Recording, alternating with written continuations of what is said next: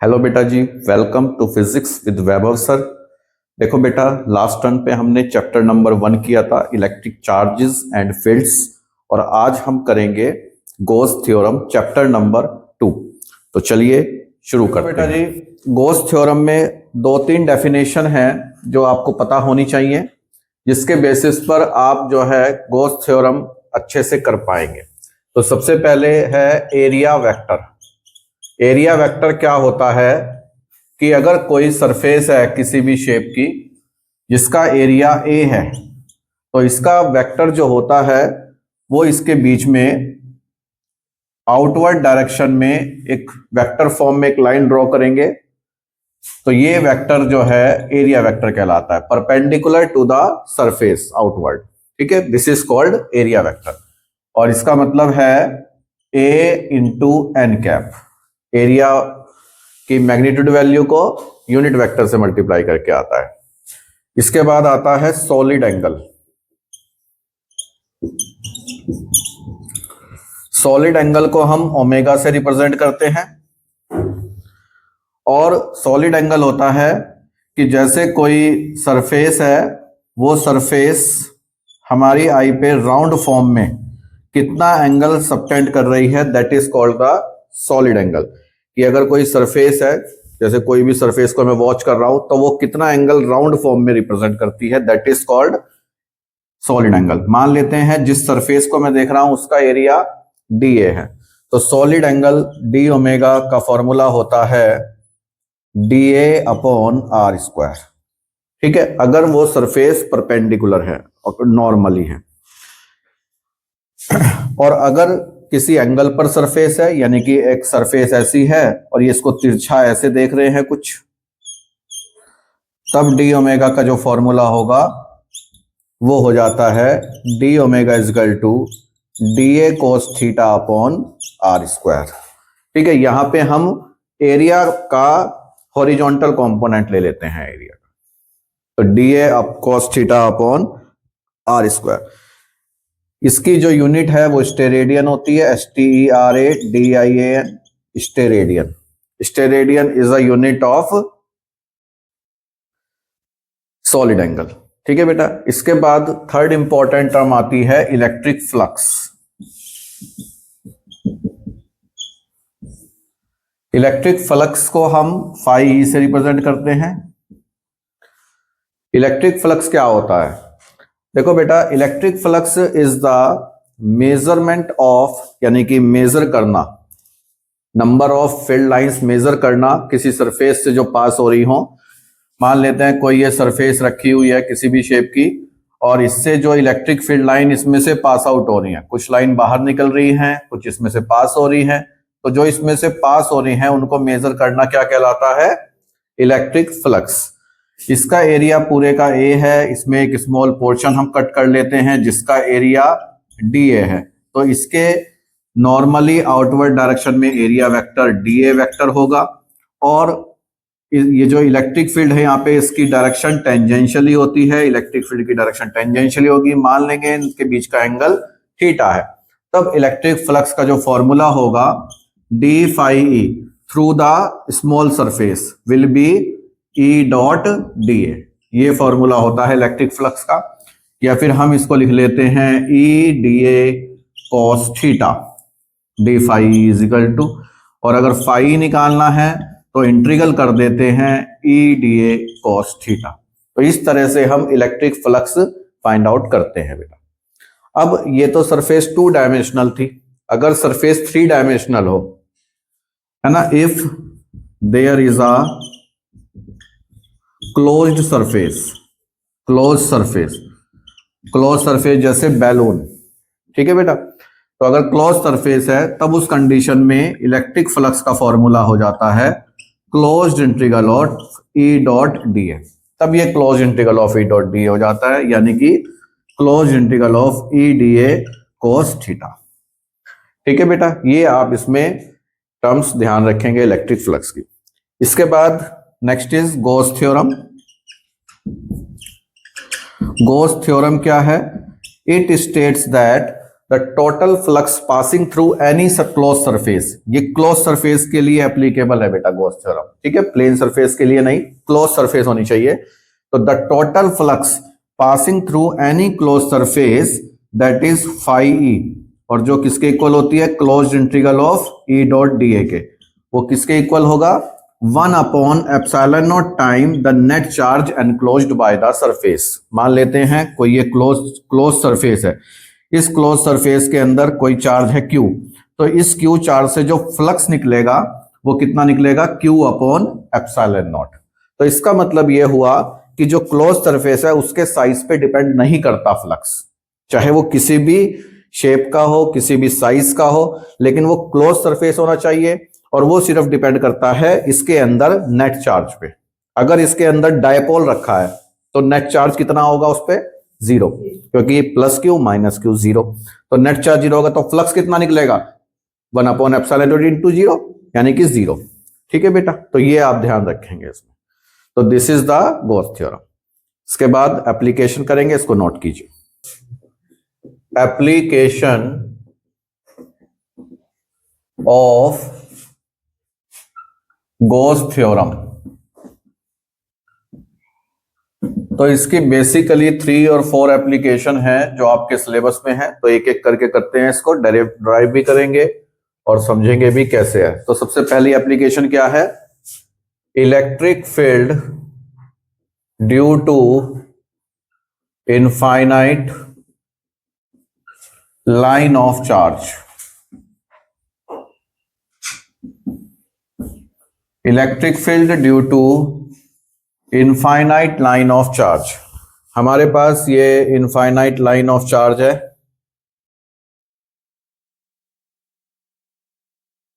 ये positive charge है suppose इस पर,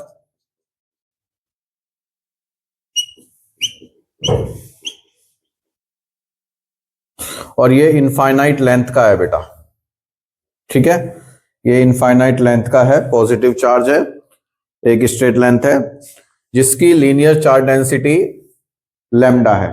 लीनियर चार्ज डेंसिटी क्या होती है, चार्ज पर यूनिट लेंथ, ठीक है। तो इसके बाहर कोई पॉइंट है ये P, ठीक है, तो इस P पॉइंट पर हमें क्या फाइंड आउट करना है, इलेक्ट्रिक फील्ड फाइंड करनी है। तो इसके लिए हम क्या करेंगे, इस P पॉइंट से कंसीडर करते हुए एक गॉसियन सरफेस लेंगे सिलिंड्रिकल, इसके अराउंड कैसी गॉसियन सरफेस लेंगे, ये इस तरह से कुछ, ये सिलिंड्रिकल गॉसियन सरफेस जो है वो लेटरल सरफेस पे P पॉइंट आएगा, तो हम इस P पॉइंट पे एक स्मॉल पोर्शन कट करेंगे लेटरल सरफेस का, एक पोर्शन कट करेंगे टॉप सरफेस पर, और एक पोर्शन कट करेंगे बॉटम सरफेस पर। तो इन तीनों जगह से इलेक्ट्रिक फ्लक्स जो है वो देखेंगे कितना निकलेगा। तो इसके अकॉर्डिंग अगर हम देखते हैं इस पॉइंट के अबाउट, तो एरिया जो है लेटरल सरफेस एरिया मान लेते हैं A1 है, और टॉप और बॉटम का सरफेस एरिया A2 है, ऊपर वाले का भी और नीचे वाले का भी सेम है, ठीक है बेटा। तो इसका A1 है, तो electric field positive to negative, इस डायरेक्शन में इलेक्ट्रिक फील्ड होती है इसकी, और एरिया वेक्टर जो है वो कितना होगा इसका, DA1, एरिया वेक्टर DA1, ठीक है बेटा, इलेक्ट्रिक फील्ड के अलोंग। अगर ऊपर की सरफेस की बात करें तो एरिया वेक्टर तो होगा DA2, normal to the surface, और इलेक्ट्रिक फील्ड की डायरेक्शन वही positive charge to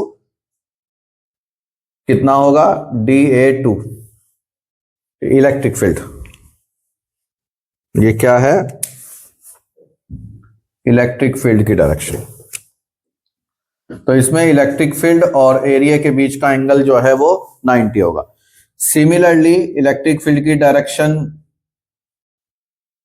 line of charge से आउटवर्ड, और एरिया वेक्टर की direction normal to the field, electric field, ठीक है बेटा, सेम मेथड से ऊपर भी नीचे भी। तो जब इलेक्ट्रिक फील्ड नॉर्मल है तो इससे कितना फ्लक्स निकलेगा, ऊपर वाली सरफेस से 0 है बेटा, और लेटरल सरफेस से कितना फ्लक्स निकलेगा, phi E is equal to integral of E dot DA2, ठीक है, ये फ्लक्स निकलेगा DA1। चाहे पहली लाइन में हम टोटल फ्लक्स के लिए कर देते हैं plus integral of E dot d A two plus integral of E dot d A two. ठीक है बेटा, ऊपर वाली सरफेस के लिए भी, नीचे वाली सरफेस के लिए। अब इसके अकॉर्डिंग तो DA1 के अकॉर्डिंग तो फ्लक्स होगा integral of E DA1 cos 0 degree, और इसके लिए होगा ई DA2 cos 90 डिग्री, और इसके लिए होगा integral of E DA2 cos 90 degree. cos 90 की 0 होती है वैल्यू, तो ये भी 0, ये भी 0। तो टोटल फ्लक्स जो लेटरल सरफेस से निकलेगा वो कितना है, यहां से ई कॉमन ले लेते हैं, cos 0 की value 1, integral of E DA1। Lateral surface area कितना होगा, अगर इस सिलेंडर की लेंथ L मान लें और रेडियस जो है ये R डिस्टेंस है जो P पॉइंट था यहां से, तब लेटरल सरफेस एरिया कितना होगा, E इंटू 2πRL, क्योंकि 2πRH होता है लेटरल सरफेस एरिया का फॉर्मूला सिलेंडर के, तो 2πRL E इंटू, तो इक्वेशन नंबर 1। इसके बाद लिखेंगे by Gauss theorem, by Gauss theorem. Gauss theorem से phi E is equal to क्या होता है, Q अपॉन एप्सिलॉन नॉट, और Q का मतलब क्या होगा यहां पे, lambda L, lambda L upon epsilon naught, equation number 2। तो लिखेंगे इसके बाद फ्रॉम इक्वेशन 1 एंड 2, दोनों इक्वेशन से राइट हैंड साइड इक्वल करेंगे, E into 2πRL is equal to lambda L upon epsilon naught, L से एल कट जाएगा, तो ये E इज इक्वल टू कितना आ जाएगा, lambda upon 2π epsilon naught R। This is the electric field through electric field at point P due to infinite line of charge. Note करो। Next application, application number 2, electric field due to infinite plane sheet of charge. अब हमारे पास एक infinite plane sheet of charge है, इस तरह से कुछ में ये infinite plane sheet of charge है जिस पर पॉजिटिव चार्ज है और जिसकी सरफेस चार्ज डेंसिटी सिग्मा है। इसकी सरफेस चार्ज डेंसिटी कितनी है, सिग्मा। सरफेस चार्ज डेंसिटी का मतलब charge per unit area, charge upon area. ठीक है बेटा, तो इसके बाहर यहां पर कोई पॉइंट है P, और इसमें दोनों साइड पॉइंट है एक्चुअली, इधर की साइड भी ये पॉइंट है P या P डैश। तो क्योंकि प्लेन शीट जो है हमारी इस तरह से रखी हुई है, तो इधर की साइड से भी फ्लक्स निकलेगा, इधर की साइड से भी फ्लक्स निकलेगा, दोनों साइड से फ्लक्स निकलेगा। तो यहां से भी फ्लक्स फाइंड आउट करेंगे और यहां से भी। ठीक है बेटा, तो इसके लिए हम क्या करेंगे, इसमें एक सिलिंड्रिकल सरफेस इसमें अंदर कंसीडर करेंगे। इसमें आउटसाइड नहीं हम कंसीडर करते, इसमें हम इनसाइड सिलिंड्रिकल सरफेस जो है वो कंसीडर करते हैं, कुछ इस तरह से बेटा जी।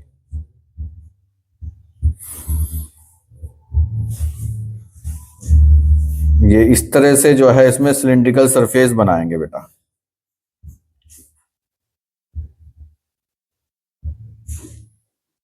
ये इसमें इस तरह से सिलिंड्रिकल सरफेस होगी कि ये सरफेस है और ये सिलिंड्रिकल सरफेस है इधर की साइड से, दोनों साइड से। तो P पॉइंट पर इलेक्ट्रिक फ्लक्स आपको देखना है कितना होगा, तो d phi E is equal to E dot d A होता है बेटा। तो phi E is equal to कितना हो जाएगा, ई डॉट डी ए का ई ए हो जाएगा। ठीक है ना, इंटीग्रल जब हम करेंगे, देखिए phi E is equal to integral of E dot d A, तो यानी कि E d A cos 0 degree, और cos 0 की वैल्यू कितनी होती है 1, तो कितना हो जाएगा ई बाहर, और इंटीग्रल ऑफ डी ए कितना ए। तो इस तरह से फाई कितना आ जाता है, ई इंटू ए। तो इधर की साइड से फ्लक्स ये फाई E1, इधर की साइड से फ्लक्स ये वाला ये कितना आएगा, ये भी सेम ई ए आएगा। तो इधर की साइड से भी इलेक्ट्रिक फील्ड की डायरेक्शन, एरिया वेक्टर की डायरेक्शन, इलेक्ट्रिक फील्ड की डायरेक्शन और एरिया वेक्टर की डायरेक्शन दोनों जो है यहां पे सेम होगी बेटा। ठीक है।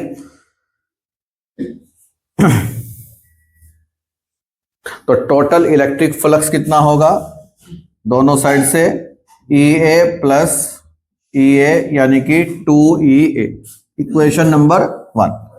इसके बाद by Gauss theorem, by Gauss theorem, Gauss theorem से phi is equal to Q upon epsilon naught. Q क्या लिखेंगे यहां पे, सिग्मा ए। तो ये Q is equal to sigma A upon epsilon naught, equation number 2। तो फ्रॉम इक्वेशन 1 एंड 2, दोनों equation से 2EA is equal to sigma A upon epsilon naught. A से ए कैंसिल, तो E is equal to sigma upon 2 epsilon naught. This is the electric field intensity at point P due to infinite plane sheet of charge. Next is third application is electric field, electric field due to infinite plane sheet of charge,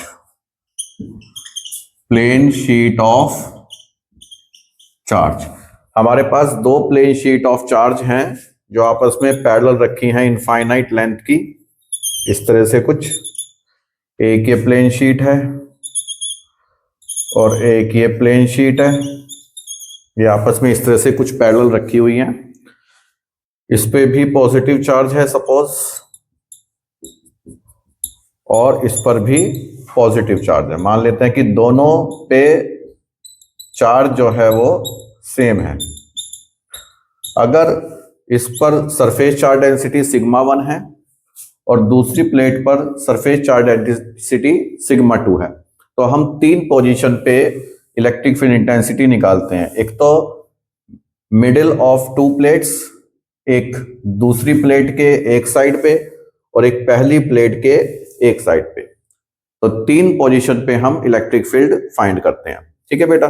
तो सबसे पहले हम देखते हैं कि middle पे कितनी होगी।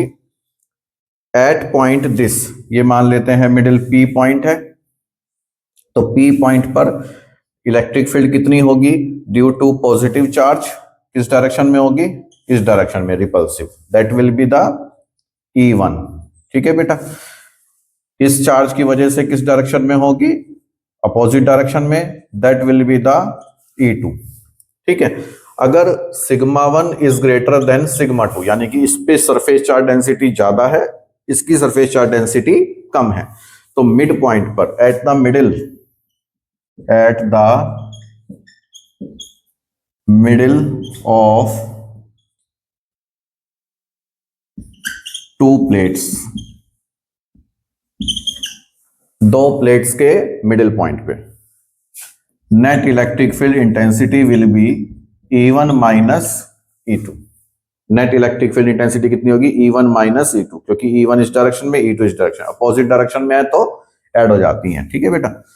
तो E1 की वैल्यू कितनी होगी, लास्ट डेरिवेशन हमने किया था, sigma 1 upon 2 epsilon not minus E2 कितना होगा, सिग्मा 2 अपॉन 2 एप्सिलॉन नॉट। ये फॉर्मूला होता है ना, सिग्मा अपॉन 2 एप्सिलॉन नॉट, एक प्लेट चार्ज की वजह से इलेक्ट्रिक फील्ड, कल हमने किया था। इसके बाद यहां पे हम 1 upon 2 epsilon not common, sigma 1 minus sigma 2, इस तरह से ये मिड पॉइंट पर आ जाते हैं, मिडिल ऑफ 2 प्लेट्स। ठीक है। इसके बाद क्या लिखेंगे, यहां पर ये मान लेते हैं P डैश पॉइंट है, ऐसे ये बाहर जो पॉइंट है एक्सटर्नल पॉइंट P डैश है, तो एट P डैश पॉइंट पर, तो इधर की साइड अगर देखें तो किस डायरेक्शन में होगी, इस प्लेट की वजह से इस डायरेक्शन में E1, और इस वाली प्लेट की वजह से भी इसी डायरेक्शन में होगी E2, क्योंकि पॉजिटिव चार्ज से इसके बाद जो है E is equal to E1 plus E2, क्योंकि दोनों की डायरेक्शन सेम है तो ऐड हो जाएंगी वैल्यू। तो ये कितनी हो जाएगी, sigma 1 upon 2 epsilon not plus sigma 2 upon 2 epsilon not, यानी 1 upon 2 epsilon not common, sigma 1 plus sigma 2। ठीक है बेटा, net electric field at this and. और इस एंड पर भी सेम क्वांटिटी होगी, क्योंकि इसकी वजह से इस डायरेक्शन में E1 और दूसरी प्लेट की वजह से भी इसी डायरेक्शन में E2। तो मैग्नीट्यूड वैल्यू इधर भी सेम होगी और इधर भी सेम होगी। ठीक है, डायरेक्शन जिस तरह से हमने दी हुई है, तो इस तरह से हम ये करेंगे। इसके बाद अगर हम सेकंड कंडीशन कंसीडर करते हैं कि एक प्लेट पॉजिटिव और एक प्लेट नेगेटिव, तो क्या होगा। तो देखिए, ये एक प्लेट अगर हम पॉजिटिव ले लेते हैं, पॉजिटिव चार्ज की है, सरफेस चार्ज डेंसिटी सिग्मा 1। दूसरी प्लेट हम यहां पे नेगेटिव ले लेते हैं, नेगेटिव चार्ज की प्लेट है ये, इसकी sigma 2, surface charge density sigma 2 है। तब इसके मिड पॉइंट पर देखिए, सबसे पहले इसकी वजह से इस डायरेक्शन में E1, इसकी वजह से भी इसी डायरेक्शन में E2, क्योंकि नेगेटिव चार्ज को अट्रैक्ट करती हैं। ठीक है बेटा जी, इस पॉइंट पर इलेक्ट्रिक फील्ड नेगेटिव की डायरेक्शन में। इसके बाद अगर यहां पर देखें इस एंड पर, ये तो P पॉइंट था मिडिल में, यहां पर देखें P डैश पॉइंट पर, इस वाली की वजह से इस डायरेक्शन में होगी E1, इस वाली की वजह से इस डायरेक्शन में होगी attractive, that is the E2। इस तरह से यहां पर देखेंगे, इसकी वजह से, इस प्लेट की वजह से इस डायरेक्शन में E1 और उस प्लेट की वजह से इस डायरेक्शन में E2, यानी कि P डैश पॉइंट पर, एक्सटर्नल पॉइंट पर, तो दोनों प्लेट के किनारे पर तो नेट इलेक्ट्रिक फील्ड जो है वो माइनस करके आएगी, E1 में से E2 या E2 में से E1। ठीक है, और यहां पर भी, लेकिन मिडिल में क्या होगा, दोनों ऐड हो जाएंगे। ठीक है बेटा, इसका उल्टा है जो हमने ये किया था।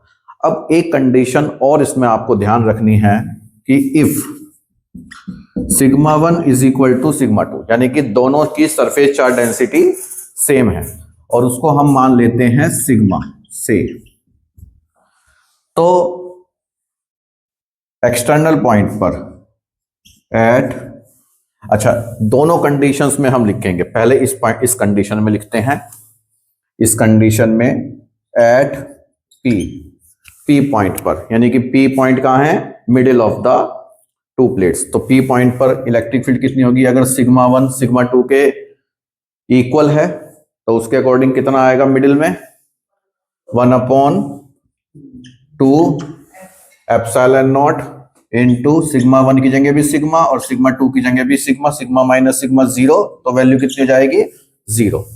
और एट P डैश एक्सटर्नल, यहां पर पॉइंट पे, इधर की साइड दोनों के एंड पे, तो यहां पर इलेक्ट्रिक फील्ड कितनी होगी, ऐड हो जाएंगे 1 upon 2 epsilon not sigma plus sigma, ये किया था ना हमने,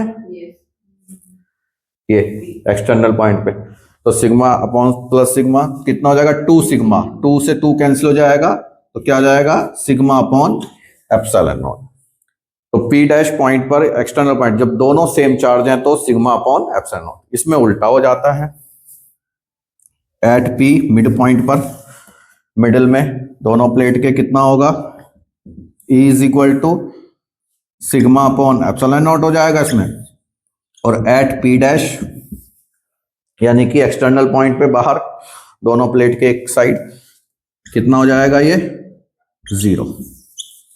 समझ में आ गया बात, सेम मेथड से उल्टा है इसका, यहां पे P पर 0 है, वहां P पर सिग्मा अपॉन एप्सिलॉन नॉट, यहां पे P डैश पे सिग्मा अपॉन एप्सिलॉन नॉट है, वहां पे P डैश पे 0 नॉट कीजिए। चलिए नेक्स्ट एप्लीकेशन है बेटा, एप्लीकेशन नंबर 4, और ये लास्ट एप्लीकेशन है गॉस थ्योरम की, गॉस थ्योरम के बेसिस पर electric field due to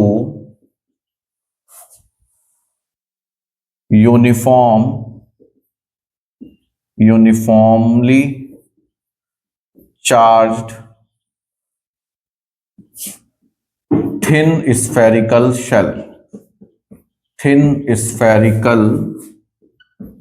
shell, तो नेक्स्ट जो हेडिंग है आपका वो है फोर्थ एप्लीकेशन, हमें इलेक्ट्रिक फील्ड निकालनी है। एक uniformly charge thin spherical shell है, उसकी 3 पोजीशंस पे। देखिए सबसे पहले ये हमने क्या बनाया, एक थिन स्फेरिकल शेल, ठीक है, और इस पे यूनिफॉर्मली चार्ज है, यानी कि हर जगह जो है इसकी सरफेस पर पॉजिटिव चार्ज है।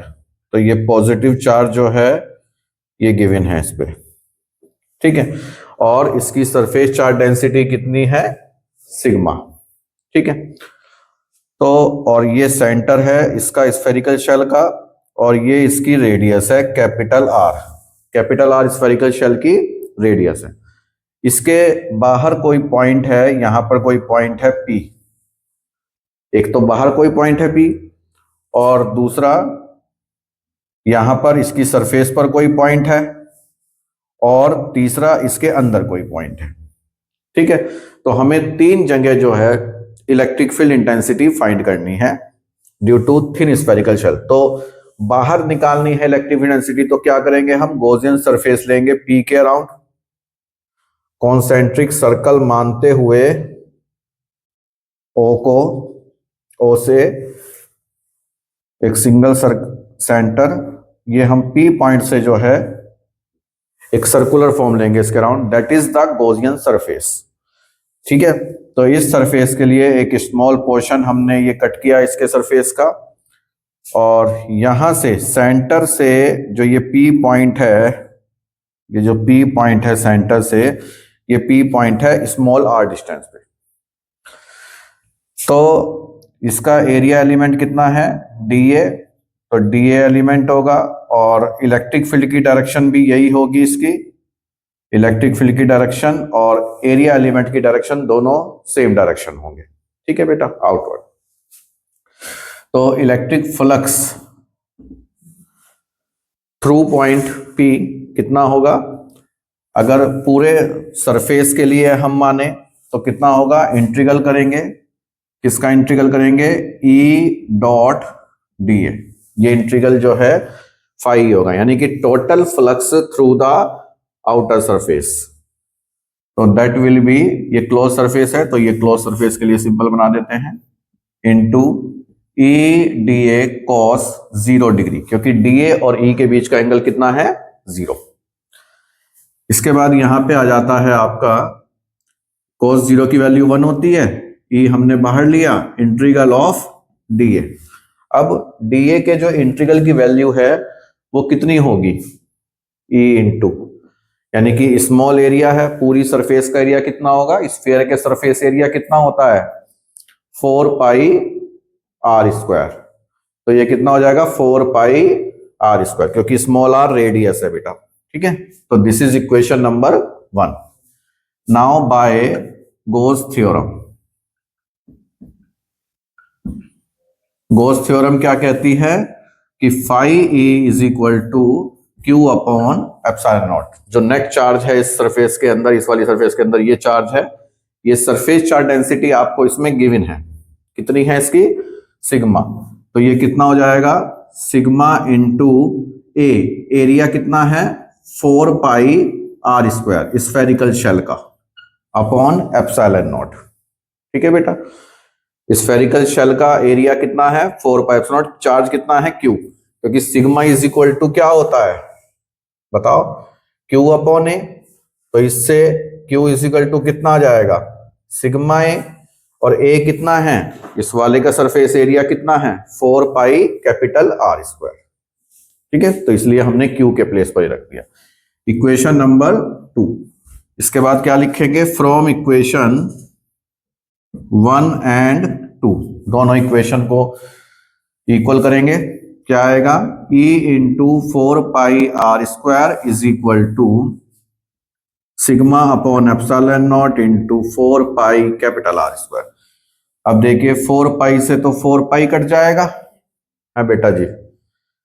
तो E इज इक्वल टू हमारे पास कितना आ जाएगा, sigma upon epsilon naught R square upon are square. ये एक्सटर्नल पॉइंट पर इलेक्ट्रिक फील्ड की वैल्यू आ जाएगी सरफेस चार्ज डेंसिटी की टर्म में, ठीक है। तो ये हमने कहां पे निकाली, at external point, external point पे। ठीक है बेटा, ये फाई क्या था, फाई क्या था, total flux through Gaussian surface. क्या लिखेंगे, total flux through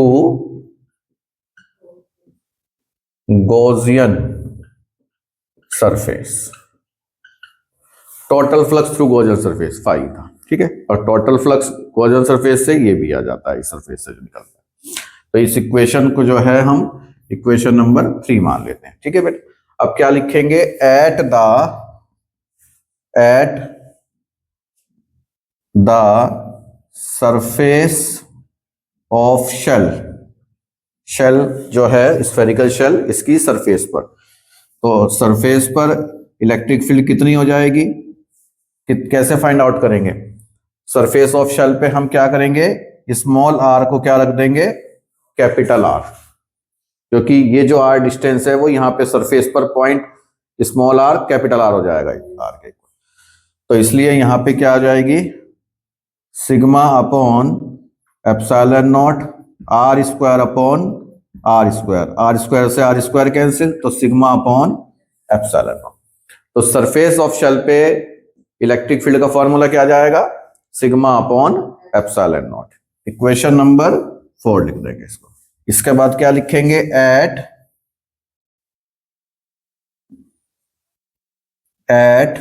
internal point of shell,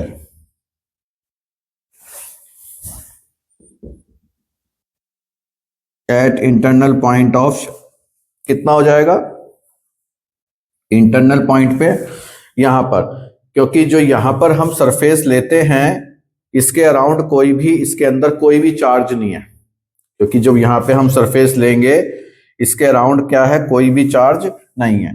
तो इंटरनल पॉइंट पे Q की वैल्यू कितनी है, 0, अंदर कोई भी चार्ज नहीं है, सरफेस पर चार्ज है। तो जब Q 0 है तो E इज इक्वल टू कितना है फॉर्मूला, सॉरी फाई फ्लक्स कितना निकलेगा, या E इज इक्वल टू लिख लीजिए, E इज इक्वल टू कितना आ जाएगा 0, क्योंकि चार्ज कितना है 0। ठीक है बेटा, चार्ज नहीं है तो इलेक्ट्रिक फ्लक्स कितना निकलेगा, ऐसे कर सकते हैं, इलेक्ट्रिक फ्लक्स कितना होगा, ये E into 4 pi R square, और ये E into 4 pi R square किसके इक्वल होता है, Q अपॉन एप्सिलॉन नॉट के। तो ये कितनी हो जाएगी वैल्यू 0। ठीक है बेटा, नोट की।